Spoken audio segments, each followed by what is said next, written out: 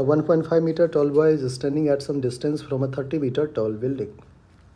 The angle of elevation from his eyes to the top of the building increases from 30 degree to 60 degree as he walks towards the building. Find the distance he walked towards the building.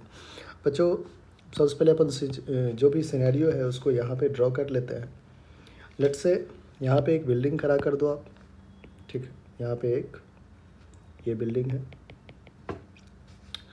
1.5 metre tall boy और जो height दे रखा है building का वो 30 metre दे रखा है. Height of building कितना दे रखा है बच्चों? 30 मीटर. और जो बॉय है उसका हाइट कितना दे रखा है?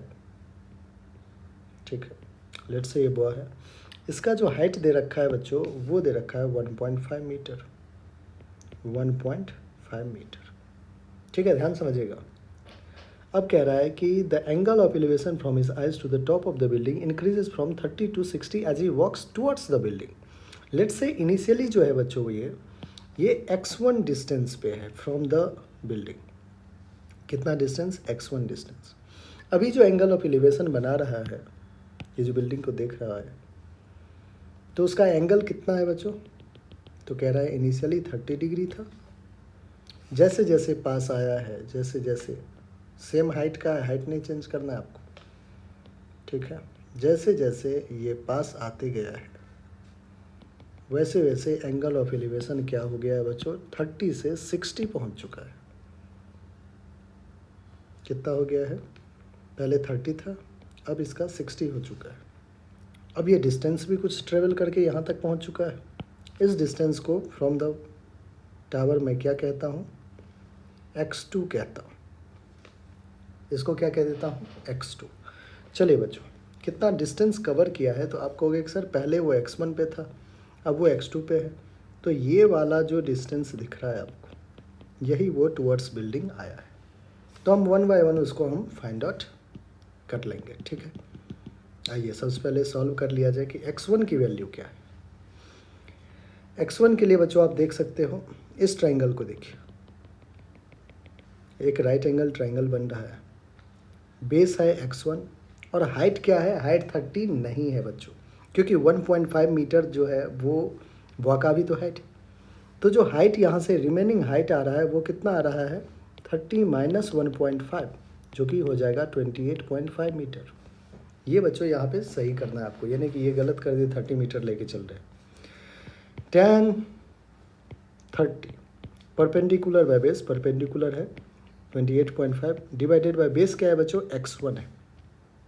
tan 30 की वैल्यू 1/√3 होता है. 1/√3 हो जाएगा 28.5 अपॉन x1. यहाँ से x1 की वैल्यू आ रहा है बच्चों 28.5 इंटू √3 मीटर. ठीक है, बहुत बढ़िया. x1 आपने फाइंड आउट करके रख लिया. अब आइए, जब वो x2 डिस्टेंस पे है, फिर से tan 60 बना रहा है, तो tan 60 will be perpendicular. Perpendicular तो वही रहेगा 28.5. बेस इस बार x2 हो गया. tan 60 √3 हो गया. √3 इज 28.5 अपॉन x2. यहाँ से बच्चों √3 x2 28.5 आ रहा है, तो x2 हमारा क्या आ जाएगा? 28.5 डिवाइडेड बाय √3 इंटू √3 अपॉन √3 कर लेते हैं, कोई दिक्कत नहीं. तो क्या हो जाएगा?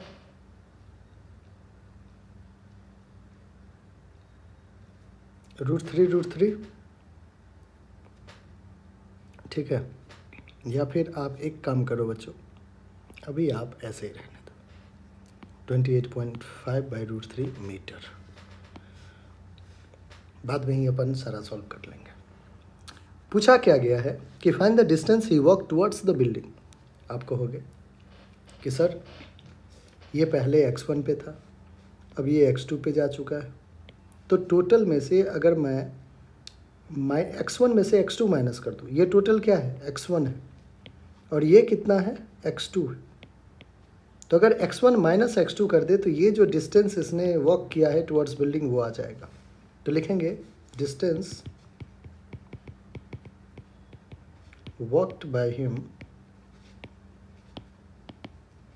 टुवर्ड्स बिल्डिंग, जो कि हो जाएगा x1 माइनस x2. अब देखिए x1 कितना है बच्चों? 28.5 √3 माइनस का x2 कितना है 28.5 डिवाइडेड बाय √3। हमें क्या करना है 28.5 को कॉमन ले लेते हैं, बच क्या जाएगा √3 माइनस 1/√3। इसलिए मैंने कहा था कि आप ऐसे ही रहने दें, बाद में अपन जो भी करेंगे सॉल्व कर लेंगे। 28.5 को ले लिया कॉमन, इधर √3 एलसीएम ले लेते हैं तो ये √3 हो गया, √3 इंटू √3 3 माइनस का क्या हो जाएगा 1, ठीक है। 3 माइनस 1 विल बी 2, ठीक है। 28.5 इंटू 2 डिवाइडेड बाय √3। अब आप √3 अपॉन √3 कर लीजिए, ठीक है। सॉल्व किया हमने तो 28.5 इंटू 2√3 और नीचे आ रहा है 3 इंटू √3 विल बी 3 से बच्चों सॉल्व हो जाएगा। 3 से कैंसिल आउट हो रहा है, देखिए 3 से 3 9 जा और 3 5 जा, 9.5 इंटू 2√3 कितना आ जाएगा 19, 5 2 जा 10, 9 2 जा 18, 19√3 मीटर। तो कितना डिस्टेंस वो वॉक किया है 19√3 मीटर, ठीक है बच्चों। तो यही आपका करेक्ट आंसर है। तो थोड़ा सा आपको सॉल्व करना था, इतना 19√3 मीटर।